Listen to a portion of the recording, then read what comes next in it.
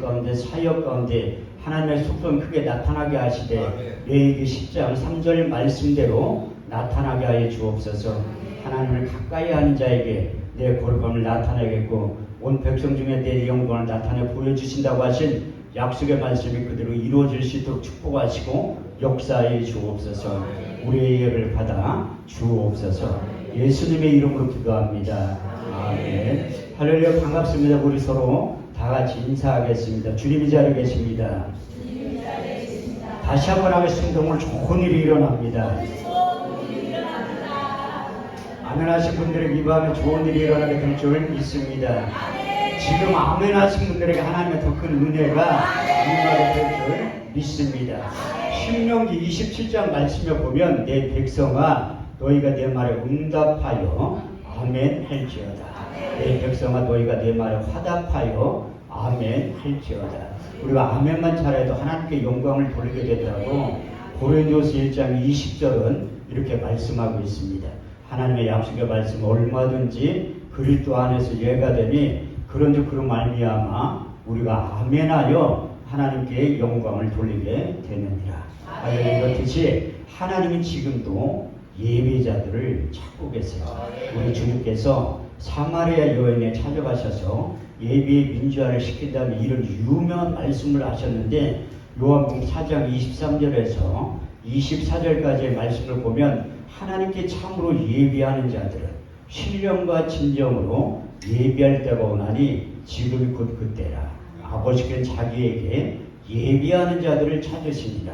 하나님은 영이시니 예배하는 자가 신령과 진정으로 예배를 드려야 된다고 우리 주님께서 말씀하셨고 매일매일 예배에 집중했던 사도 바울은 우리 몸을 거룩한 산제사를 드려야 된다고 로마서 12장 1절 2절을 통해서 이렇게 예배의 중요성에 대해서 다시 한번 강조하고 있는데 그러므로 형제들아 내가 하나님 모든 자비하심으로 너희를 권하노니 너희 몸을 하나님 기뻐하시는 거룩한 산제사로 드려라. 이는 너희들을 영적 예배니라. 너희의 세대를 본받지 말고 오직 마음을 새롭게 함으로 변화를 받아 하나님의 선하시고 기뻐하시고 온전하신 뜻이 어디 있는지 밝히 깨닫 알 수 있는 신앙의 안목을 활짝 열어주신다고 말씀하고 있어요. 예배 한번 잘 들여서 어제나 오늘이나 영원토록 동일하신 그 주님을 만나면 여러분들이 변해서 제2의 인생, 제3의 인생을 다시 시작하게 된다고 성경은 말씀하고 있습니다. 우리가 인생을 살아가다 보면 앞에는 홍해가 가로막혀 있고 뒤에는 애굽의 군대가 따라오는 내 힘과 능력으로 도저히 감당할 수 없을 때 하나님께서 우리에게 이런 위로의 말씀을 하고 계시는데 출애굽기 14장 13절에 14절 말씀을 보면 모세가 백성에게 고하여 이르기를 너희는 두려워하지 말고 가만히 서서 오늘날 너희를 해하시는 구원을 보라. 너희가 오늘 본 애굽 사람을 영원히 보지 아니하리니 여호와께서 너희를 위하여 싸우시리니 너희는 가만히 있을지어다. 할렐루야. 이렇듯이 내 힘과 능력으로 도저히 감당이 안 될 때 우리 주님께서 인생 가운데 찾아오셔서 우리를 대신해서 싸워주신다고 말씀하시고 이사야 41장 10절 말씀을 보면 두려워 말라 내가 너와 함께함이라. 놀라지 말라 나는 너희 하나님이 됨이라. 내가 너를 굳세게 하리라. 내가 너를 참으로 도와주리라. 참으로 나의 오른손으로 너를 붙들어 주실 때 우리의 삶의 변화가 일어나서 고린도서 4장 8절에 9절 말씀을 보면 우리가 사방은 모태싸움을 쌓이지 아니하고 답답한 일을 당하여 낙심하지 아니하고 핍박을 받아도 버림받지 아니하고 거꾸로 틈을 당하여도 망하지 않게 된다고 말씀하셨고 우리가 예배 한번 잘 드려서 우리 주님을 만나면 이 세상과 하나님 나라를 앞당겨서 이 세상과 하나님 나라를 동시에 살아갈 때 이런 삶을 영위하게 된다고 사도 바울은 이렇게 간증하고 있습니다. 고린도서 6장 10절에서 11절 말씀을 보면 무명한 자 같으나 유명한 자요 죽은 자 같으나 보라 우리가 살고 징계를 받은 자 같으나 우리가 죽임을 당하지 아니하고 근심하는 자 같으나 항상 기뻐하고 가난한 자 같으나 많은 사람들을 부욕해 하고 아무것도 없는 자 같으나 모든 것을 하나님께서 소유한 자로 만들어 주실 줄 믿습니다. 그래서 예배 한번 잘 들어서 성공한 인생에 성경에 많은 사람들이 등장하지만 솔로몬이 예배 한번 잘 들어서 수지 맞았다는 거예요. 그 역다 1장 6절 12절 말씀에 보면 여호와 평화 곁에 있는 놋단에 이르러 1000개의 생으로 번제를 드렸더라. 이 밤에 하나님께 솔로몬에게 나타나사 이르시되 내가 내게 무엇을 주고 너는 구하라. 솔로몬이 하나님께 여짜오되 주께서 네 아비 다윗에게 큰 은혜를 베푸시고 나로 대신하여 왕이 되게 하셨사오니 주 여호와의 영컨대 네 아비 다윗에게 허한 것을 이제 굳게 하옵소서. 이제 내게 지혜와 지식을 주사 이 백성 앞에 출입하게 하옵소서. 이렇게 특별하지 많은 주의 백성들을 누가 능히 재판하리까. 여호와께서 솔로몬에게 이르시되 내가 부나 제물이나 존영이나 원수의 생명도락을 구하지 아니하고 내 백성을 치료하기 위해서 지혜와 지식을 구하였으니 그러므로 이제 내가 내게 지혜와 지식을 주고 부와 재물과 존영도 함께 주신다고 말씀하고 있습니다.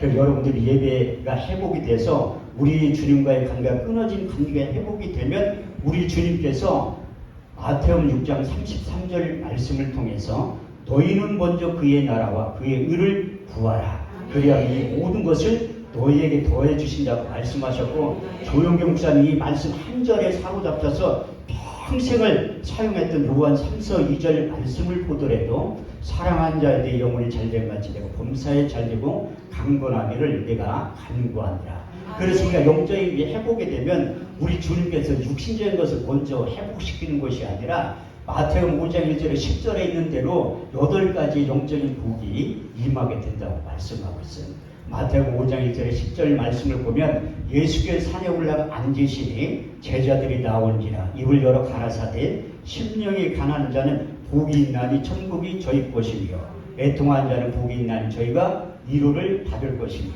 마음이 온유한 자는 복이 있나니 땅을 기업으로 받을 것이며. 여기 땅 부자들만 계셔가지고 하면서 한마디도 안 해요. 땅이 많아서 나는 필요 없다고 하신 분들만 계셔서 그런지도 몰라도 마음이 온유한 자는 복이 있나니 땅을 기업으로 받을 것이며 의에 줄이고 목마른 자는 복이 있나니 저희가 배부를 것이며 마음이 청결한 자는 복이 있나니 저희가 하나님을 볼 것이며 화평케 하는 자는 복이 있나니 저희가 하나님의 아들이라 일컬음을 얻게 될 것이며 우리를 위하여 핍박을 받는 자는 복이 있나니 천국이 저희 것입니다. 그래도 여러분들이 신령한 분이라 의를 위하여 핍박을 받는 자는 복이 있다고 해도 아멘 소리가 나오는 거예요. 저쪽 동네 가서 하면 아멘 소리 절대 안 한다는. 그리고 50절까지 8가지 팔복에 대해서 말씀하고 10절에서 12절 말씀을 보면 너희가 나를 인하여 욕하고 핍박하고 거짓을 것을 악한 말을 할 때 너희를 기뻐하고 즐거워하라. 하늘에서 상이 흥이니라. 너희 선지자들이 이같이 핍박을 받으니라. 우리가 신앙생활 똑바로 하면 핍박을 받게 돼 있다는 거예요. 왜냐하면 육체를 따라 난 자들이 성령을 따라 난 자들을 핍박을 받게 하는 거예요. 그래서 그 고난이 지나가면 이스라엘 백성들에게 허락하여 주셨던 육신적인 복이 임하게 된다고 말씀하고 있어요. 신명기 28장 1절에 12절 말씀을 보면 너희는 너희 하나님 여호와의 말씀을 삼가듣고 오늘날 내게 명한 그 모든 명령을 지켜 행하면 내 하나님 여호와께서 너를 세계 모든 민족에 뛰어나게 하실 것이라. 내가 내 하나님 여호와의 말씀을 순종하면 이 모든 복이 내게 임하며 내게 비치리니 내가 성읍에서도 복을 받고 들에서도 복을 받을 것이며 내 몸의 소생과 내 토지의 소산과 내 짐승의 새끼와 우양의 새끼가 복을 받을 것이며 내 강주리와 떡반죽 그릇이 복을 받을 것이며 내가 들어와도 복을 받고 나가서도 복을 받게 될 것이며 여호와 하나님 여호와께서 하늘의 아름다운 보화를 열으사 내 땅에 때를 따라 비를 내시며 내 손으로 하는 모든 일에 복을 주시리라. 이렇듯이 하나님께서 예배가 회복되고 기도가 회복되고 찬양이 회복되면 하나님께서 여러분들이 있어야 될 필요한 모든 것들이 이로부터 공급해 주신다고 약속하고 있습니다. 빌립보 4장 19절 말씀을 보면 나의 하나님이 그리스도 예수 안에서 평강 가운데 그 모든 쓸 것을 채우시고 공급해 주신다고 하신 약속의 말씀이 이 밤에 그대로 여러분들이 아멘으로 하답할 때 하나님의 놀라운 역사가 반드시 나타나게 될 줄 믿습니다. 제가 오늘 왜 본문 말씀 사도행전 2장 1절에 4절 말씀을 잡았냐면 이 수양관이 마가의 오순절 다락방에 떨어졌던 불이 떨어지면 하나님의 놀라운 역사가 바로 이 자리에서 시작되게 될 줄 믿습니다. 그래서 하나님께서 이제 이 성령을 보내주시면 약속을 하신 거예요. 요엘 선지자를 통해서 요엘서 2장 28절 29절 말씀에 보면 그 후에 내가 내 신을 남종과 여종들에게 부어주리니 너희 자녀들은 장래를 말할 것이 너희 젊은이들 한 상을 보고 너희 늙은이들은 꿈을 꾸리라. 그 후에 내가 내 종을 남종과 여종들에게 부어주신다고 말씀하시고 우리 주님께서도 마지막 고별 설교할 때 그분이 오시면 나에 대해서 정확하게 가르쳐 줄 것이고 내가 한 말을 생각나게 하실 것이라. 이렇게 구에서 진리의 성령에 대해서 4번 가르쳐 주신 거예요. 요한복음 14장 16절 18절 말씀을 보면 내가 아버지께 구하겠으니 그가 또 다른 구회사를 너에게 주사 영원토록 너희와 함께 있게 하시리니 저는 진리의 영이라. 이 세상은 능히 받지 못하나니 이는 저를 보지도 못하고 알지도 못함이라. 그러나 너희는 저를 아나니 저는 너희와 함께 거하시며 또 너희 속에 계시겠습니다. 내가 너희를 그와 같이 버려두지 아니하고 너에게 다시 온다고 말씀하셨고, 두 번째 요한복음 14장 26절 말씀을 보면 구에서 곧 아버지께로부터 너희에게 보내실 성령 그가 너희가 모든 것을 가르치시고 내가 말한 모든 것을 생각나게 하시리라. 제가 머리가 좋아서 성경 말씀 이렇게 많이 암송하는 게 아니라 우리 주님께서 생각나게 하시는 거예요. 그래서 그 말씀이 요한복음 14장 26절 말씀이 경험이 되고 체험이 돼서 이렇게 설교를 하는 거예요. 세 번째 요한복음 15장 26절 말씀을 보면 아버지께로부터 너희 보낼 보혜사 곧 아버지께로 나온 진리의 성령이 오실 때 그가 나를 증거하실 것이요. 그 보혜사 진리의 성령이 오셔야지만 예수님에 대해 정확하게 자세하게 가르쳐준다. 그래도 깨닫지 못한 게 요한복음 16장 7절 9절 말씀을 통해서 내가 실상을 말하면 내가 떠나가는 것이 너에게 유익이라. 가면 내가 보혜사를 너에게 보내리니 그가 와서 죄에 대하여 의에 대하여 심판에 대하여 이 세상을 책망하시리라. 죄에 대하여 너희가 나를 믿지 아니하며 의에 대하여 내가 아버지께로 가서 너희가 나를 다시 보지 못하면 심판에 대하여라면 이 세상 임금이 심판을 받았느니라. 이렇게 4번에 걸쳐 얘기하는 깨닫지 못하니까 우리 주님은 참 친절하셔서 결론을 내려주신 거예요. 요한복음 16장 13절 말씀을 통해 결론을 내려주셨는데 그리하면 진리의 성령이 오시면 그가 너희를 모든 진리 가운데로 인도하시니 그가 스스로 말하지 않고 장래일을 말하시며 모든 다가올 일에 대해서 가르쳐 주신다고 말씀하고 있어요. 그래서 이제 우리 주님께서 십자가에서 죽음을 당한 다음에 사흘 만에 부활해서 이 땅에 40일 동안 계신 거예요. 40일 동안 계시면서 해 받으신 후에 치기 사심을 나타내서 40일 동안 저에게 보이시며 하나님 나라에 대해서 말씀하실 때 제자들에게 찾아와서 이제 사도행전 1장 4절에 8절 말씀을 보면 사도와 같이 모이사 저에게 분부하여 가라사대 예루살렘을 떠나지 말고 너희들은 바 아버지의 약속하신 것을 기다려라. 요한은 물로 세를 베풀었으나 너희는 몇 날에 못되어 성령으로 세를 받게 될 것이라. 저희가 모였을 때 예수께 여쭤가 가로되 주께서 이스라엘 나라를 회복하신 이때니까 하니 예수께서 가라사대 때와 기한은 너희 알 바 아니요 아버지의 자기의 권한을 두셨으니 오직 성령이 너희에게 임하시면 너희가 권능을 받고 예루살렘이고 온 유대와 사마리아 땅끝까지 이르러 내 증인이 될 것이다. 이렇게 말씀하시고 또 한 가지는 요한복음 20장 21절에 22절 말씀을 통해서 예수께서 가라사대 너에게 평강이 있을지어다. 아버지께 나를 보내신 것 같이 나도 너희를 보내노라. 이 말씀을 하시면 저희를 향하여 숨을 내쉬며 가라사대 성령을 받으라. 나의 영을 받으라. 나의 숨을 받으라고 외친 거예요. 그래서 제자들이 이제 120명이 모여서 마음을 같이하여 전혀 기도에 힘썼을 때 오늘 본문이 이루어진 거예요. 오순절 날이 이미 이르면 저희가 다 같이 한 곳에 모였던 호련히 하늘로부터 급하고 강한 바람 같은 소리가 있었다고 말씀하고 있어요. 그래서 거기에 120명의 사람들이 하나님의 성령이 임재하시는 것을 청각으로 들었다는 거예요. 그래서 바람 같은 소리가 임할 때 하나님이 임재를 하시는구나 깨달아 알아야 되는데, 그래서 엘리야 선지자가 하나님을 보여달라고 하니까 열왕기상 19장 11절 말씀에 하나님께서 허락을 하신 거예요. 너는 나가서 여호와 앞에 산에 섰으라 하시니 여호와께 지나가시는 크고 강한 바람이 산을 부수고 바위를 갈렸다고 말씀하고 있어요. 그래서 구약 시대도 하나님의 임재를 바람처럼 임했다고 표현하고 있는데, 저도 이제 성남에서 목회를 하다가 이제 서울로 나가서 매일 저녁 예배를 드린 거예요. 그래서 제가 하나님 앞에 개척교회가 살아남는 방법은 매일 예배를 드리는 것밖에 없더라고요. 그래서 하나님이 제 기도의 응답을 들어주신 거예요. 8년 만에.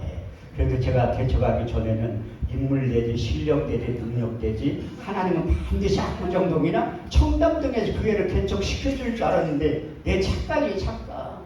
이사야 55장 8절에 9절 말씀을 보면, 내 생각은 너의 생각과 다르며 내 길은 너의 길과 달라서 하늘이 땅보다 높은 것 같이 내 생각은 너의 생각보다 높으며 내 길은 너의 길보다 높으니라. 제가 분당에 15년 살았는데 그렇게 못 사는 동네가 있는지조차도 몰랐는데, 거기에서 8년 동안 개척하고 이제 하나님이 응답이 떨어진 거예요. 그래서 응답이 없으면 기도 제목을 좀 바꿨다니까 한 단계 낮춘 거예요. 하나님, 나 청담동이나 압구정동 아니라도 서울로만 보내주세요. 그래가지고 18동으로 이사 갔다니까요. 그런데 그 이사 갈 때도 이제 교회가 붕괴해서 이사 가면 얼마나 좋아. 보증금 다 까먹고 길거리를 쫓겨났다니까. 하나님 이전한 방법도 여러 가지라니까요. 그래서 제가 간증했잖아요. 한 사람 환자가 일어나가지고 그거 1,800만 원 헌금 받아가지고 그걸로 이사 간 거예요. 그래서 개척교회가 살아남는 방법은 매일매일 예배를 드리는 거야. 그래서 이전 예배 드리자마자 40명의 강사를 불러가지고 매일 부흥회를 하는 거예요. 그런데 40일 동안 하니까 강사를 줄 돈이 똑 떨어져가지고 우리나라의 가장 유명한 강사를 내가 섭외를 해야 되겠다. 그래서 그분을 불러가지고 계속 한 거예요. 주일날 저녁 때 시작해서 토요일날 저녁까지. 그 유명한 강사가 누구냐면 한금천 목사라고, 그 사람을 불러가지고 매일날 한 거야. 아니 개척교회가 살아나는 방법이 그거밖에 없잖아요.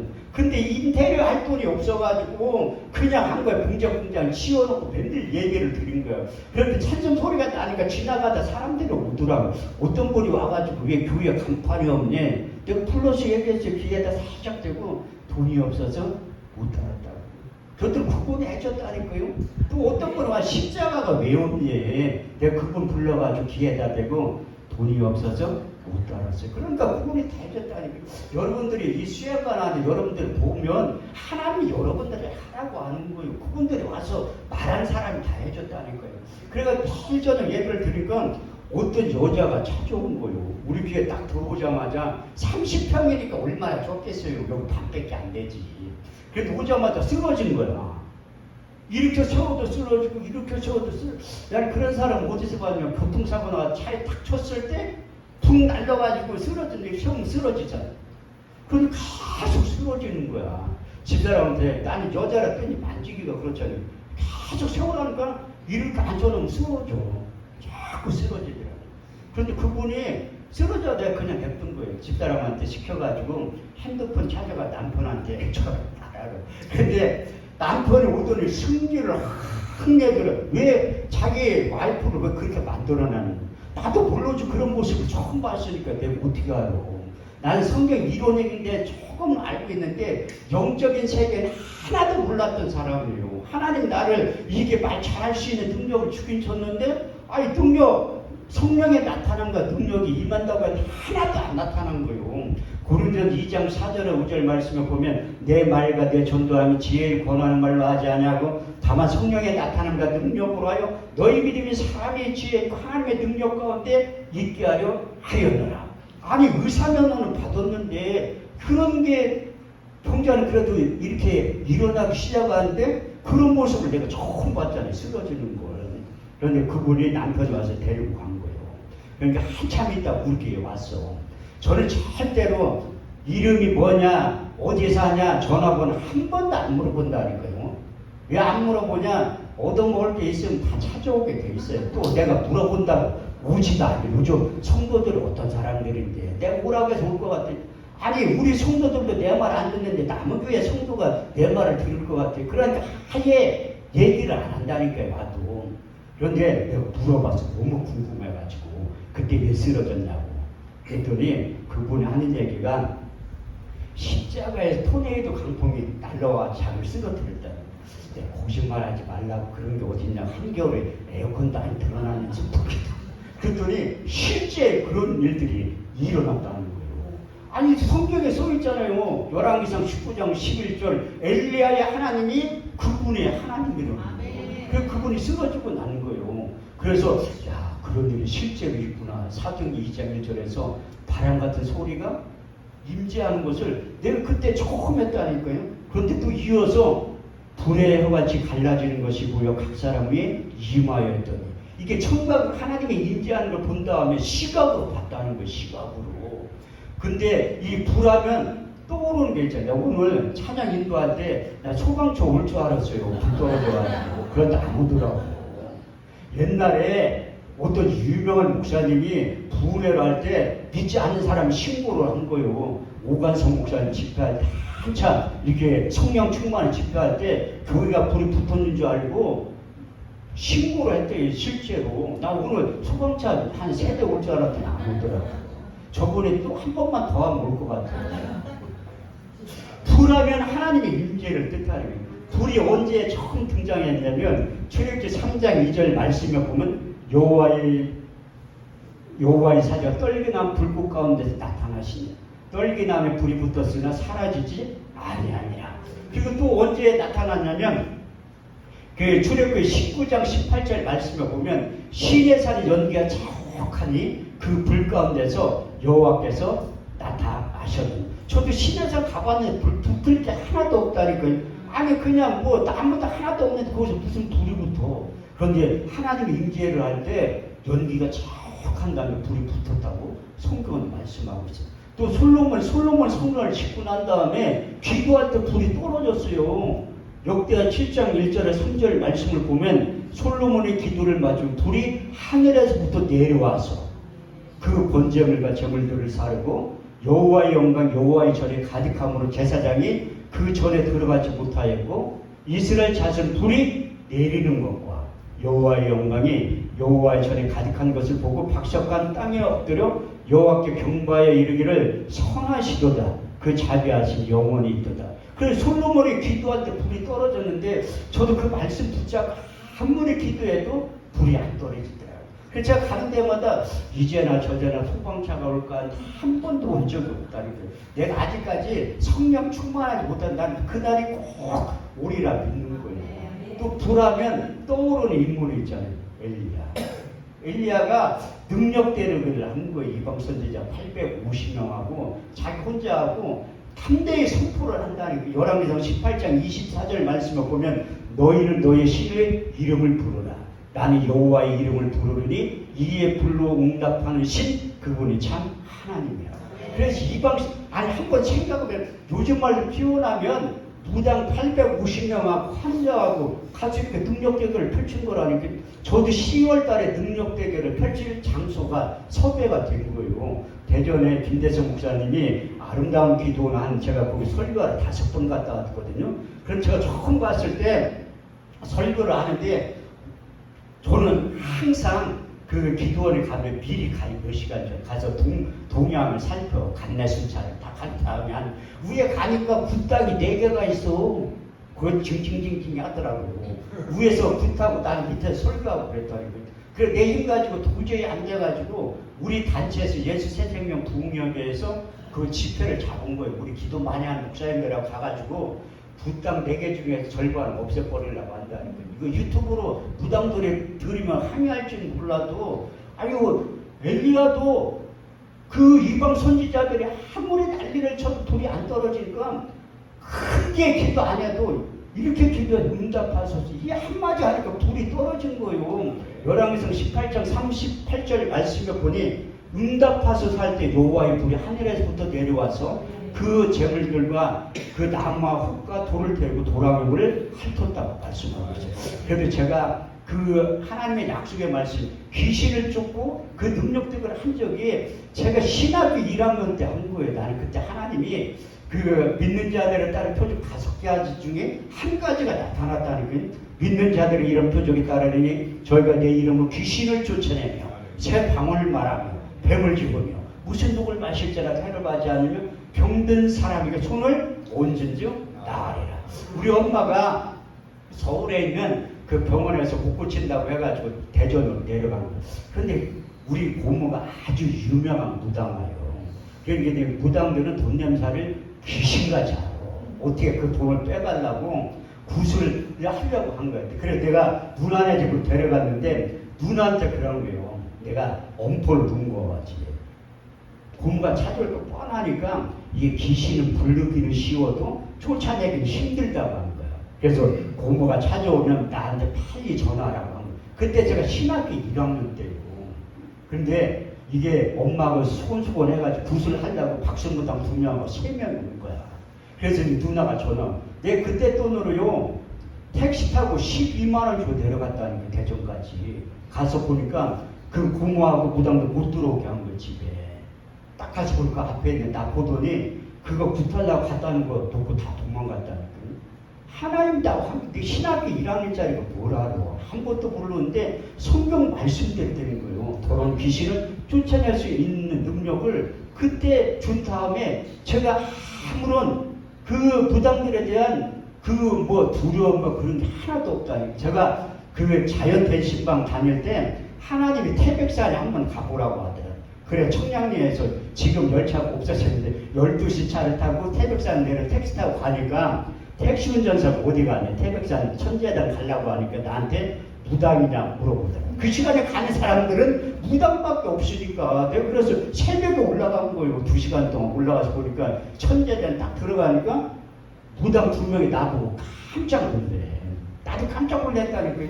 하나님이 야 봐라 무당들한테 저렇게 새벽에 기도한 너 뭐 목자가 돼가지고 그래서 복게 만드는 거야. 그러니까 철저히 해가면서 그래서 엘리야처럼 이 무당들을 가는 거 별로 안 좋아한다니까. 그래서 제가 신림도로 교회를 옮긴 다음에 신림역 앞에 보면 무당촌이 있어요. 거기 많이 없어졌다니까. 내가 가서 그 기도한 거요. 그런데 하나님 내 기도를 응답하신다는 확실히 믿어. 이게 받는 것도 아니지만 틀린 것도 아니요. 그 무당들이 없어져야 돼. 여러분들이 진짜 하나님의 사람인가 아닌가는 구타로 가보면 알아요. 구타로 따로 가서 여러분들 하나님이 아니라 가면 굿이 점이 안 나와야 돼. 가짜는 다 나와. 목사들도 적게 나오면 수상하다는 게 이게 내 안에 성령이 안 계시니까 그런 거예요. 고린도서 3장 16절에 17절 말씀을 보면 너희가 하나님의 성전인 것과 하나님의 성령이 너희 안에 거하신 것을 너희가 알지 못하느냐. 하나님의 성전은 거룩하니 너희는 그러하니라.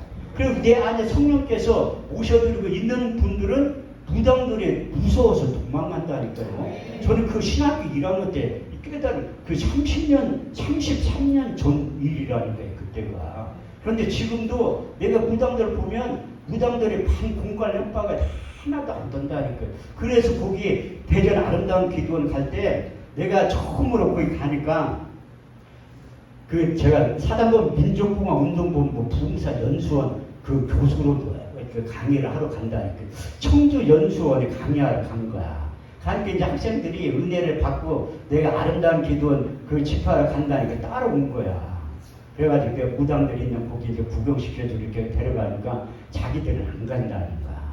아니 뭐 목사가 무서울 게 뭐가 있다고 안 가. 그래 딱 가서 보니까 여기는 사람 무지하게 많은 거예요. 웬만한 기도원 가면 별로 없다니까. 안 모여 요즘은 안 모이니까. 그래 그 학생들 봉사 되려고 왔으니까 내가 물어보 목사님 이렇게 사람 2명밖에 없는데도 와서 설교를 하니. 아니 저 한 명 먹고 잘한다니까요. 사람 많으면 나 같은 사람 부르겠어요 안 부르지. 자체성이야 말지. 아니 우리 기도원에도 와서 사람들이 왜 이렇게 없니. 내가 그 강사 목사님 불러서 얘기해요. 목사님 아니 우리 기도원에 사람 많으면 목사님 같은 사람 부르겠냐고. 내가 혼자 하고 다녔지. 아니 목사님들은 분수를 알아야지. 왜 불러주면 고맙게 생각해. 저도 봉사생활 한지 15년이 넘었어요. 그런데도 한 명 놓고도 잘한다니까. 아니 적은 일에 충성해야지 큰 일도 맡기는 거지. 그래도 제가 얘기했잖아요. 우살기도 주광사라고. 어떤 분들은 한 2-3번 하고 주광 저는 24번 해봤어요. 24번은 많이 해본 거지. 그리고 자체성이 할 때 3번 불려가 봤다니까요. 그 자체성에는 안 불러요. 웬만한 강사는 뭔가 코드가 맞으니까 부르는 거지. 거기 자체성이 할 때 불러서 가면요. 강사료도 줘요. 45만 원. 원래 50만 원인데 부가세 5만 원, 10만 원 띄고서 10% 떼어가지고 45만 원 준다니까. 그럼 제가 양평 기도원대 주광사라는 우리나라 기도원 안 가본 데 없다니까. 저것 일에 충성하니까 큰 일도 맡겨준다니까. 내가 다음 주에 또 원장님 혼자 있는 데 가서 부흥해요. 웬만한 강사는 안 간다. 나는 더 최선을 다해서 섬기려고. 왜냐하면 제가 양평기도 문 닫을 때 금요철야하고 토요 집회를 하는 거예요. 제가 태어나서 그렇게 많이 온 적은 처음이에요. 양평기도는 하나 세우는 게 얼마나 힘든데 내가 잘 섬겼으면 더 충성했으면 문 닫지 않는데 여러분들도 이 수양관에서 헌신을 많이 하셔야 돼요. 이런 수양관 찾기 힘들어요. 여러분들 주변에 이런 수양관 좋은 원장님 계시는 거 여러분들 복인 줄 아셔야 돼요. 그래서 합력하여 선을 이루어야 되는데 그 로마서 8장 28절을 그냥 써놓은 게 아니라니까 여러분들에게 해당되는 말씀이에요. 우리가 알거니와 하나님을 사랑하는 자 곧 그 뜻대로 부르심을 입은 자들에게는 합력하여 선을 이루느니라. 그래서 우리가 하나님의 임재를 통해서 바람 같은 성령이 불 같은 성령이 임해서 외적인 건 그 능력이 임하지만 더 성령을 우리 육체 가운데 부어주는 건 뭐냐면 우리의 내면의 질서를 새롭게 창조하기 위해서 성령을 보내주신 거예요. 그래서 우리 내면의 생각은 항상 하나님의 생각과 정반대라는. 그래서 사도 바울도 사역을 하면 할수록 자기가 한 가지 법을 깨달았다는 거예요. 로마서 7장 21절 25절 말씀을 보면 내가 한 가지 법을 깨달았노니 선을 행하기 원하는 나에게 악이 항상 함께 있는 것을 보는도다. 내 속사람 하나님의 법을 즐거워하되 내 지체 속에 있는 또 다른 법이 내 마음의 법과 싸워 내 지체 속에 있는 죄의 법 아래로 사로잡아 오는 것을 이제 내가 보는도다. 오라 난 공고한 사람이로다. 이 사망의 몸에서 누가 나를 건져내라. 내 육신의 죄의 법을 마음으로 하나님의 법을 섬긴다고 고백한 다음에 육신의 생각과 영의 생각이 있다고 로마서 8장 5절에서 9절을 통해서 이렇게 한번 또 자기의 고통스러운 내면의 갈등에 대해서 이렇게 간증하고 있습니다. 육신을 쫓는 자는 육신의 일을 영을 쫓는 자는 영의 일을 생각하나니 육신의 생각은 사망이 영의 생각은 생명과 평안이니라. 육신의 생각은 하나님과 원수가 되나니 이는 하나님의 법에 굴복지 아니할 뿐 아니라 할 수도 없느니라. 육신에 있는 자들은 하나님을 기쁘시게 할 수 없느니라. 만일 너희 가운데 하나님의 영광이 거하지 아니하시면 너희가 그리스도의 사람이 아니라는 거예요. 그래서 괴로워하면서 이것을 극복할 수 있는 방법도 해답을 제시하고 있는 갈라디아서 5장 16절에 18절 말씀을 보면 성령을 쫓아 행하라. 그러면 육체의 욕심을 이루지 아니하노니 육체의 수욕은 성령의 수욕을 거스리고 성령의 수욕은 육체의 수욕을 거스리나니 이 둘이 대적함으로 너희가 원하는 것을 하지 못하게 되는도다. 끊임없이 싸우게 된다. 그 사도 바울을 견고한 진이 무너진다고 표현하고 있고 저는 내면의 질서에서 빅뱅 현상이 일어난다. 그래서 성령이 우리 육체 가운데 전성으로 들어오면 새로운 마음과 새 영을 부어주시는 거예요. 그래서 우리 내면 속에 있는 완악한 마음, 단단한 마음을 제거해 버린다는 말씀을 통해서. 그래서 성령이 우리 육체가 전상껏 들어오면 혀부터 장악한 거예요. 저희가 다 성령의 충만을 받고 성령의 말하게 하심을 따라 다른 언어로 말하기 시작하네요. 지금 번역된 성경은 언어라고 하지만 옛날 성경은 다른 방언으로 말하기를 시작하니라. 그래서 이 방언을 말하게 된다는 게 혀를 장악하는 거예요. 야고보서 3장 8절의 말씀을 보면 혀는 능히 길들일 사람이 없나니 쉬지 아니하는 악에 죽이는 독이 가득하다고 말하세요. 그래서 사람은 마음에 가득한 것을 입으로 말한다고 마태복음 12장 34절에 이렇게 말씀하고 있어요. 그래서 성령이 우리 육체과 전상 보면 방언을 말하게 되는 거예요. 방언은 원래 우리 인간들의 언어가 하나였다. 하나. 창세기 11장 1절 말씀을 보면 온 땅의 언어가 하나요 구음이 하나였는데 왜 사람들이 높아지려고 바벨탑을 쌓으니까 하나님은 그들을 흩으려고 언어를 혼잡해 한 거예요. 언어를 혼잡해. 그래가지고 언어가 통하는 사람들이 모여서 살기 시작하는 거예요. 근데 마가의 50절 다락방에 성령이 임한 다음에 이제 하나님께서 새 방언을 말하게 시작. 우리 주님께서도 믿는 자들에 따른 표적 5 가운데 너희가 새 방언을 말하게 될 것이다. 사도 바울은 9가지 은사 중에 언어의 은사 한 가지, 방언과 통역의 은사와 예언의 은사가 있다고 말씀하고 있습니다. 고린도서 12장 4절에 11절 말씀을 보면 은사는 여러 가지나 성령은 같고 지금은 여러 가지나 주는 같으며 역사는 여러 가지나 모든 것을 역사하신 하나님은 같으니 성령의 나타나심을 주심은 유익하게 하십니다. 어떤 얘기는 성령으로 말미암아 지혜의 말씀의 은사를, 지식의 말씀의 은사를, 믿음을, 능력 행함을, 병고치는 은사를, 영들 분별함을, 예언을, 방언 통역함을 주시나니 이는 한 성령이 행하사 그 뜻대로 각 사람에게 나눠 주신다. 구약 시대에는 방언을 말하는 사람이 하나도 없었다는 거예요. 왜 없었냐? 성령이 우리 육체 가운데 전삼고 들어와야지 방언을 말하기 시작하는 거예요. 그래서 구약 시대에는 방언이 임하게 될 것이다. 이런 예언의 말씀만 하신 거예요. 이사야 28장 11절에 12절 말씀에 보면 생소한 입술과 더듬는 말로 하나님이 이 백성에게 말씀하시니라. 이것이 너희 안식이요 상쾌함이 될 것이다. 그리고 우리가 방언 기도를 많이 하면 내 속이 후련해지는 이유가 바로 거기에 있다는 거예요. 그래서 이제 방언을 말하기 시작했는데 이 본문 말씀 사도행 2장 5절에서 13절 말씀을 보면 예루살렘의 그 디아스포라 17국에서 온 사람들이 그들의 언어로 들리게 된 거예요.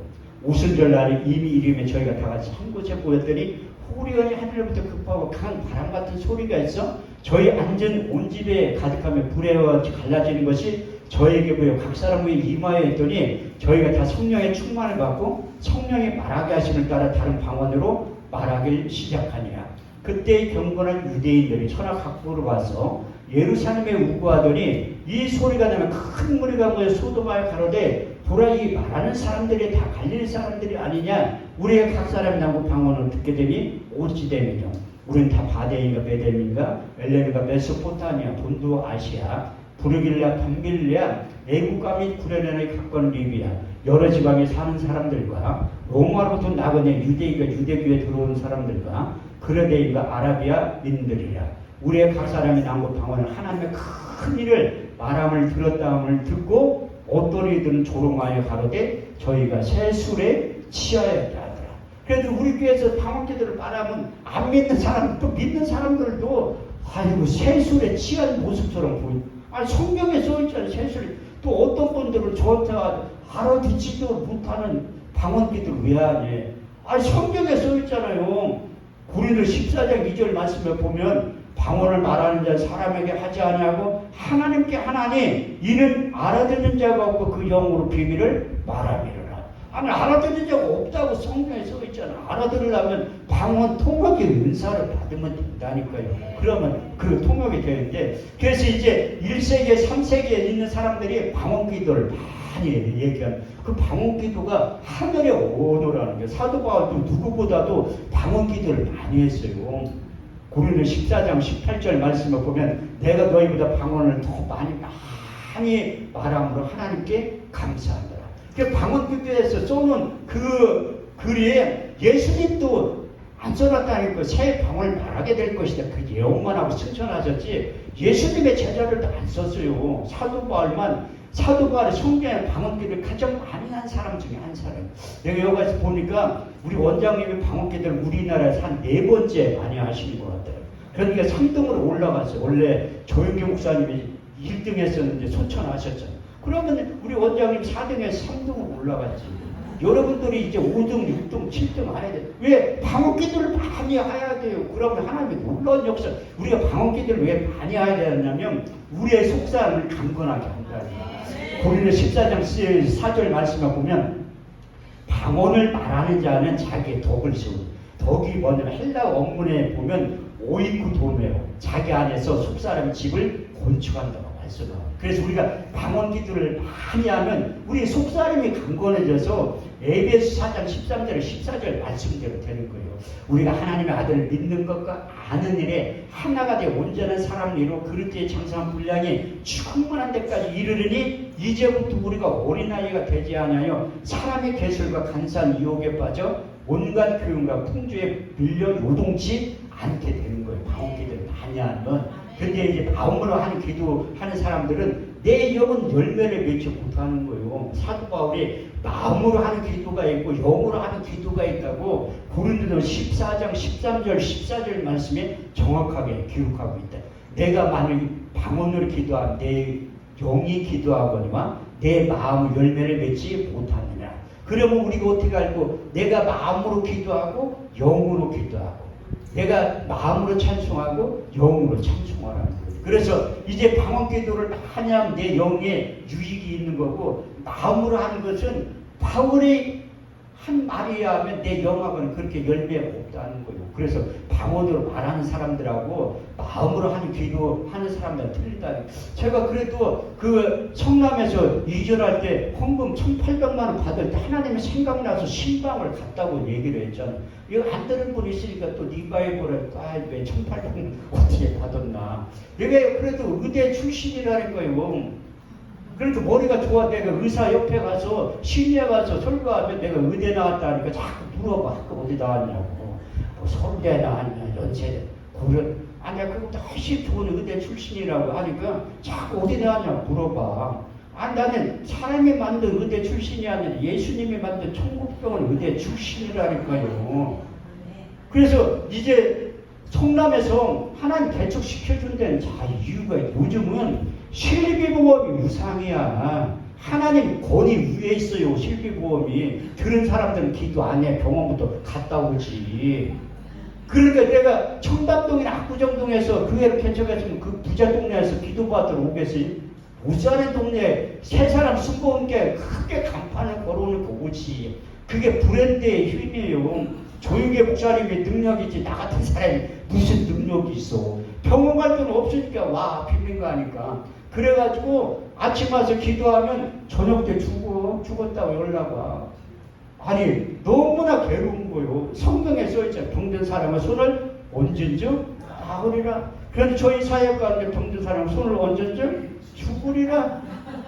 맨날 죽어. 내가 얼마나 괴롭겠어요. 근데 하나님 나를 천국병원에 입학을 시킨 거야.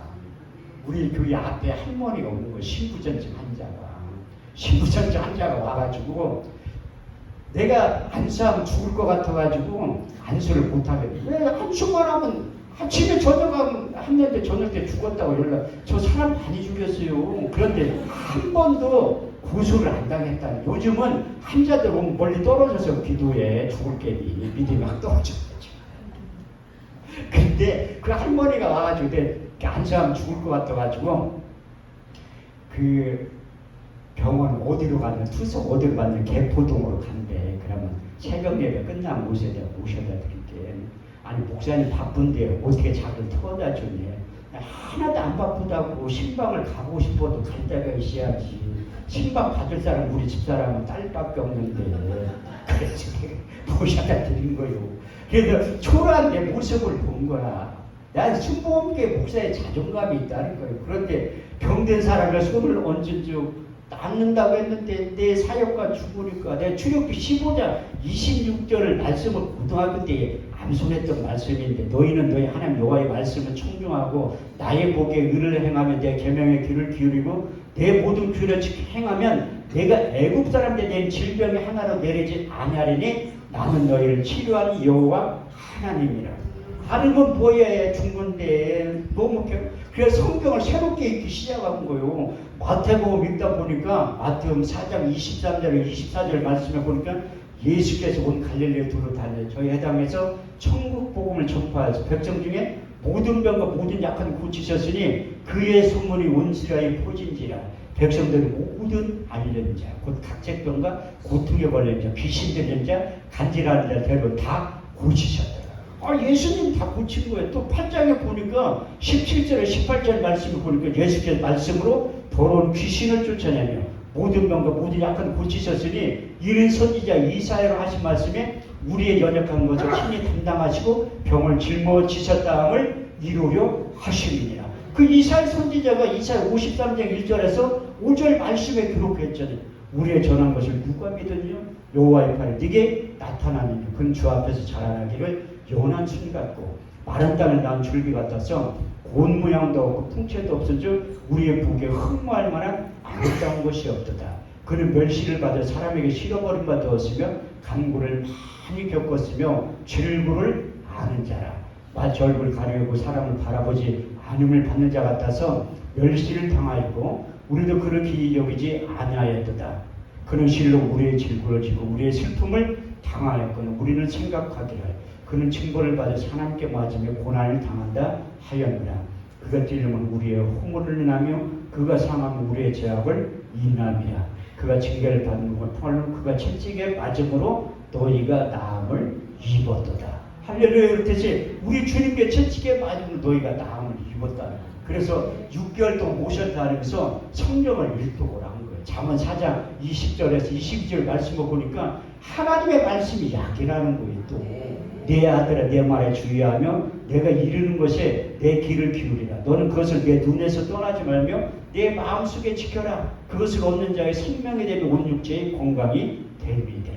건강을 히브리 원문에 보니까 그게 약이라는 거예요. 다시 말해서 하나님의 말씀이 약의 역할을 한다는 거예요. 그래서 10편 110편 20절 21절 말씀을 보면 저가 그 말씀을 보내어 저를 고치사 이경에서 건져 내시는도다. 주의 인자하심과 인생에 행하신 기이한 일들로 인하여 주를 찬송하게 될 것이라. 그래가지고요, 내가 이제 의사전을 받았잖아. 교회를 이제 보증은 다 감고 이제 쫓겨나게 생겼는데, 그래서 기도하기 시작한 거예요. 기도하니까 우리 교회 새벽에 가끔가다 오시는 분이 있어. 내가 전화를 했지. 신방을 한번 간다가 오지 말래.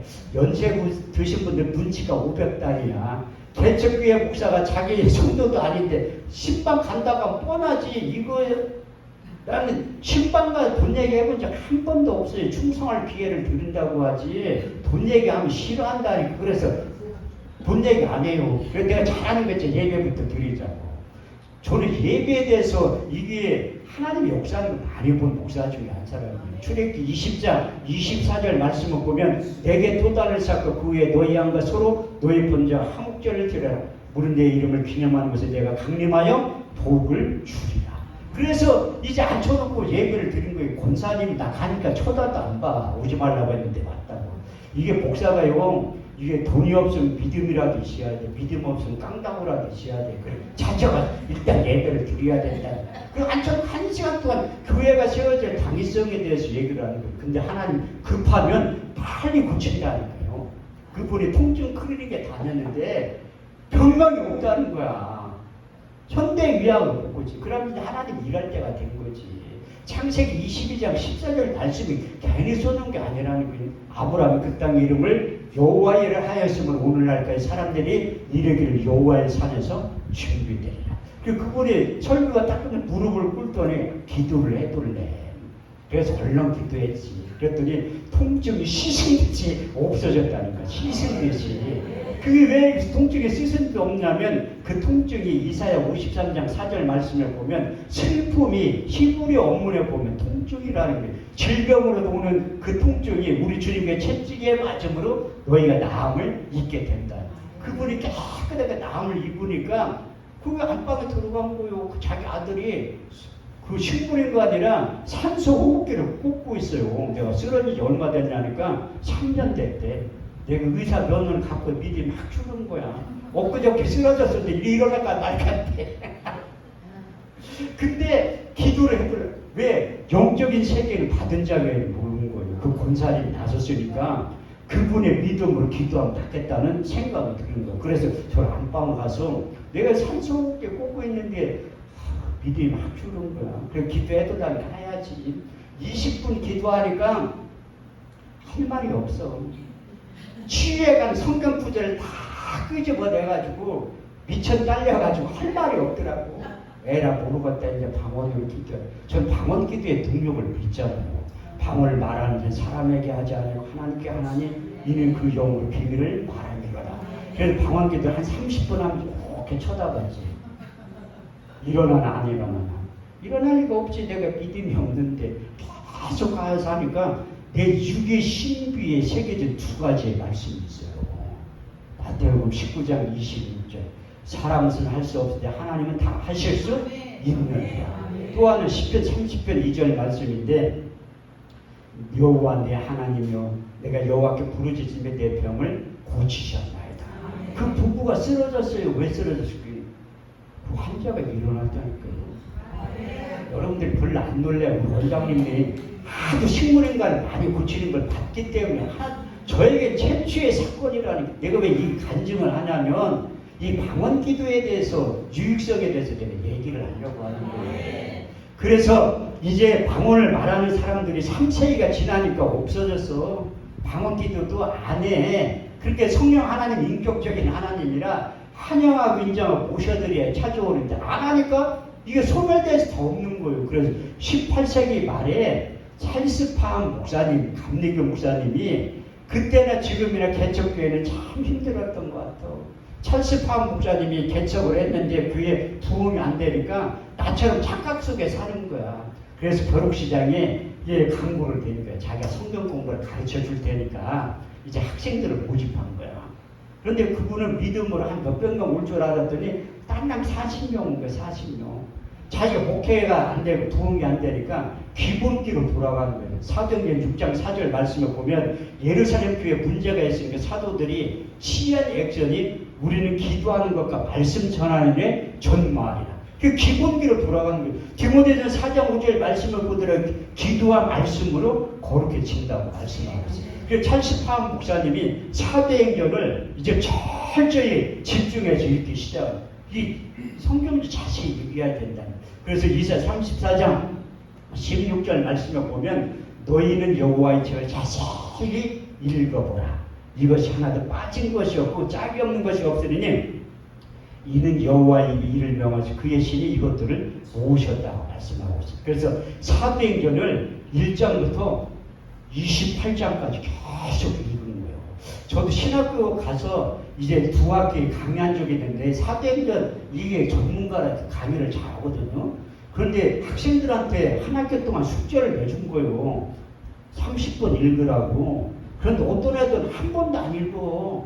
아니 한 학기 동안 사도행전 한 번도 안 읽었으면 4년 동안 학교 다니면서 성경 일독도 안 한 사람들 수두룩하다는 거예요. 그런데 어떻게 목회를 해? 내가 다 해법 좀 줬어요. 아주 성경 안 읽은 애들은. 근데 그 찰스 파함 목사님도 이제 성경을 읽다 보니까 여기저기서 부흥회 좀 해보려고 하는 거야. 저도 사단법 민족공헌동 부흥사 연수원 처음에 연세중앙교회 이태희 목사님이 총재되고 윤석정 목사님 대표회장 했을 때 내가 윤석정 목사님 보고 싶어 찾아오고 거기 들어간 거야. 이태희 목사님 보고 싶어서 가니까 윤석정 목사님이 강의할 때 부흥사 되려고 와서 물어보더니 학생들이 이해하는 부흥사가 뭐냐, 누가 나를 불러줘야지 부흥사라는 거야. 안 부른다니까요. 저도 그 예수세대교 부흥협의 대표장 측을 맡고 있지만 요즘 그 목사님들 오면 내 메인 시간에 강사로 세워두려고 해. 저도 민족부운동 총 3대 부흥단장 할 때 거기는 회원이 1200명이 넘잖아요. 아니 다 메인 시간 새벽에 시키면 싫어해. 내가 누군데 왜 새벽에 시켜? 그런 사람 안 시켜요. 안 시켜. 아니 우리 같은 사람도 새벽에도 얼렁하는데 아니 자기네들 무슨 그러니까 이 부흥사는 누가 나를 불러줘야지 부흥사는 안 부른다니까요. 부를 것 같아도.